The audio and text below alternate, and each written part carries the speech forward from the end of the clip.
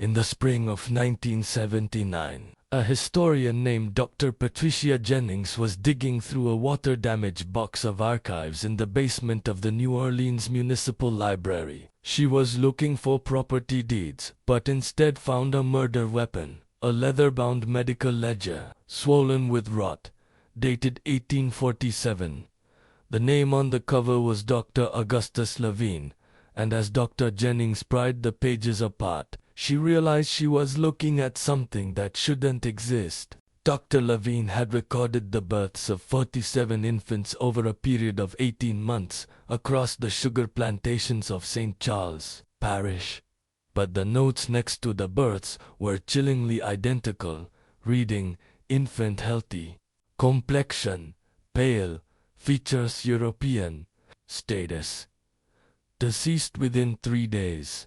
47 babies were all born to enslaved women, all looking undeniably white, and all dead before they were a week old. When Dr. Jennings cross-referenced these deaths with the parish graveyard records, she found nothing. No graves, no coffins, and no bodies. Dr. Lavine had stumbled upon a conspiracy so profitable and so monstrous that the city of New Orleans killed him to keep it quiet. It was a system that took the darkest secret of the South, the children born of exploitation, and turned them into the region's most valuable export. Before we open the ledger and reveal where these children actually went, make sure you're subscribed with notifications on. This is the story of the babies who were never meant to exist, and the network that erased them from history. Let's go back to 1844, when New Orleans was the wealthiest city in the South, a place of French opera houses, American greed, and brutal sugar plantations. Dr. Augustus Lavine was an outsider here, a young ambitious doctor from Mobile who took the work no one else wanted, plantation medicine. His job was simple: keep the enslaved workforce healthy enough to labor. He wasn't a radical or an abolitionist. He was a man of science who believed in documentation. In March 1846, he was called to the Dafier plantation to deliver a child for a woman named Celeste. The birth was difficult but successful. But when Lavine cleaned the infant girl, he paused because the child didn't look like Celeste. She had cream-colored skin, fine hair, and eyes that would clearly be blue, looking for all intents and purposes like a white child. Lavine recorded the birth: female infant, unusual presentation, appears white. When he returned 3 days later to check on them, the crib was empty, and Celeste was sitting on her porch, staring at nothing with a face of frozen grief. When Lavine asked where the baby was, the overseer, a man named Garrett, answered for her, saying, "Died in the night. Weak constitution. We buried her already." Lavine asked to see the grave, but Garrett refused. 2 months later, on the Hadel plantation, it happened again when a woman named Josephine gave birth to a pale-skinned boy. 3 days later, the boy was dead of fever, with no body and no grave. Dr. Lavine was a man of logic and knew that 2 healthy infants didn't just die and vanish without a trace. He started to pay closer attention, and what he found was a pattern that terrified him. Over the next year, Lavine delivered 45 more children who fit the profile, born to dark-skinned mothers, fathered by white men, and dead within a week. Lavine began to notice the details the overseers missed, such as the fact that these specific babies were never breastfed. He noticed that the mothers were never allowed to hold them for long. And he noticed that on the nights these babies died, there was always a carriage waiting by the overseer's house, a carriage that left for the city before dawn. He realized the truth. These babies weren't dying. They were being harvested. In the racial hierarchy of the South, a white passing child born to a slave was a problem, visible proof of the plantation owner's sins. But to a certain kind of broker, they were an opportunity.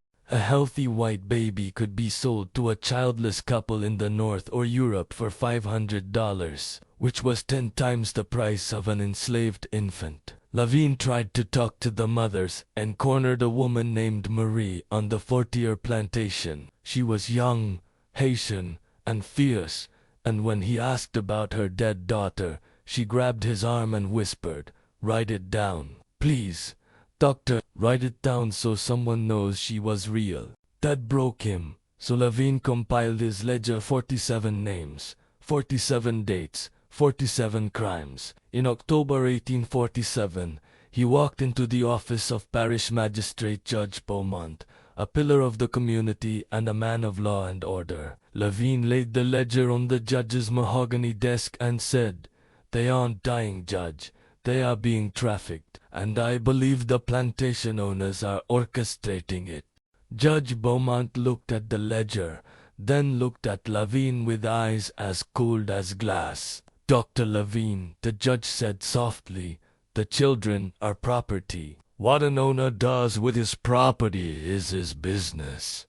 If they are dead, they are dead. If they are sold, they are sold. The law does not concern itself with the difference." He pushed the ledger back and suggested, "I suggest you leave New Orleans. Doctor, the damp air here is bad for your health."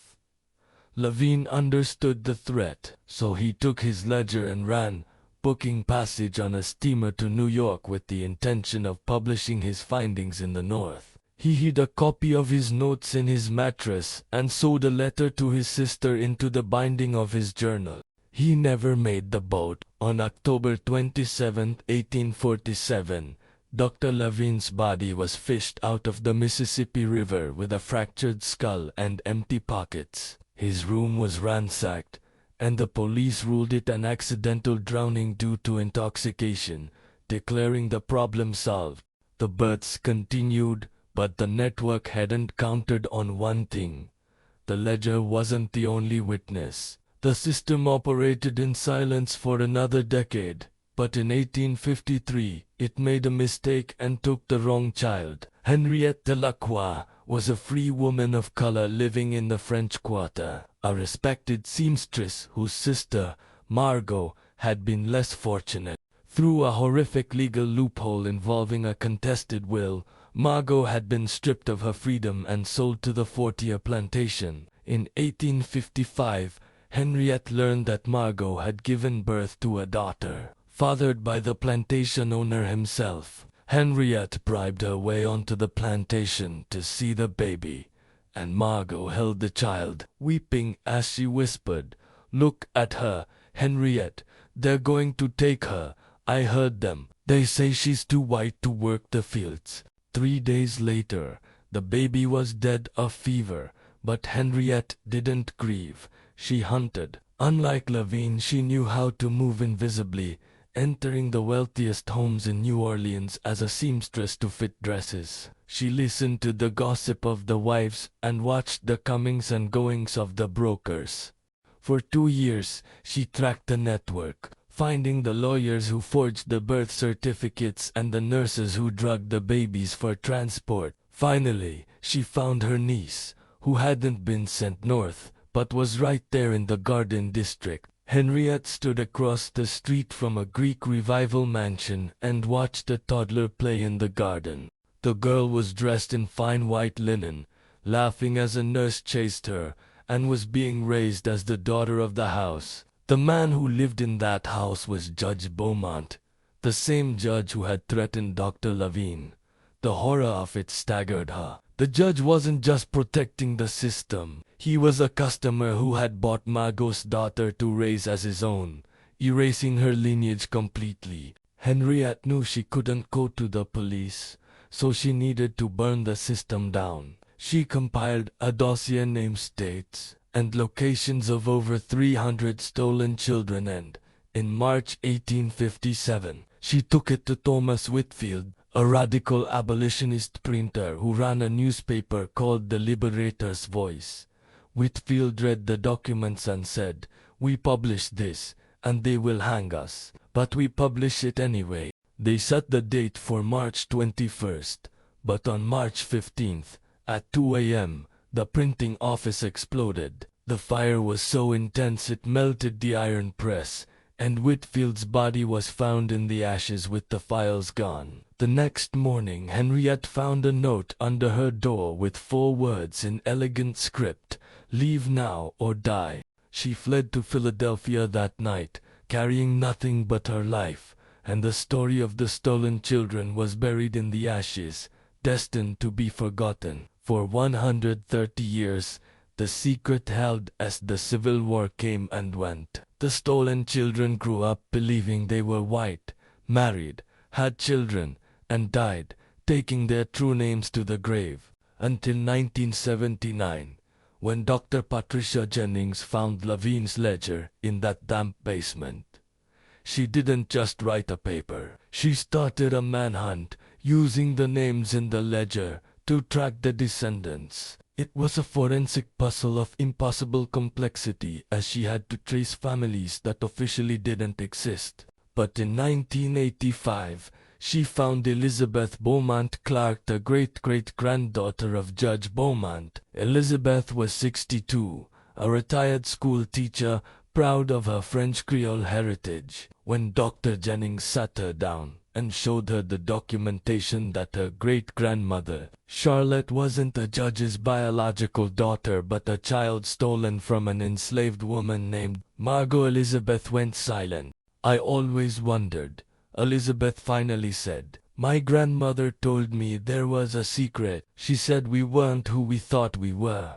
The revelation sent shockwaves through the genealogical community, and Dr. Jennings published her book, Stolen Children, in 1987, opening a floodgate. In the age of DNA testing, the cracks in the lie are widening. Thousands of Americans who identify as white are discovering significant percentages of African ancestry they cannot explain. They are finding gaps in their family trees where a child appeared out of nowhere in 1850 or 1860, listed as adopted or orphaned. These are the descendants of the stolen. In St. Giles Parish today, there is a small museum where, on the wall, there is a list of names compiled from the fragments of Lavine's and Henriette's notes: Celeste, Josephine, Marie, Margot. Visitors stand before that wall and weep because they realize that the cruelty wasn't just in the slavery. The cruelty was in the erasure.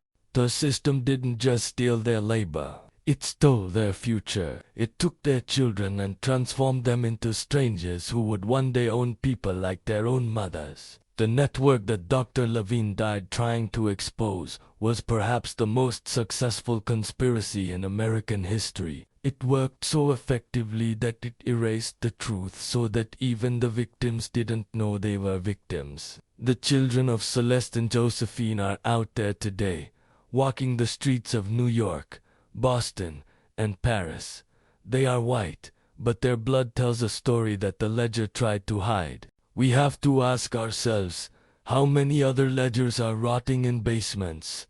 How many other histories have been burned? And for those of you watching, if you look at your family tree and find a branch that doesn't quite make sense, a great-grandmother who appeared from nowhere in New Orleans in 1850, you might want to look a little closer. You might be the proof that Dr. Lavine died to save. What do you think? Was this mercy or the ultimate theft? Tell me in the comments. If you want to support us uncovering these lost stories, please like and subscribe. And if you want to hear about the ship of enslaved people that took over the vessel and sailed to freedom, click the video on your screen now. Until next time, history is only written by the survivors. But the truth is in the blood.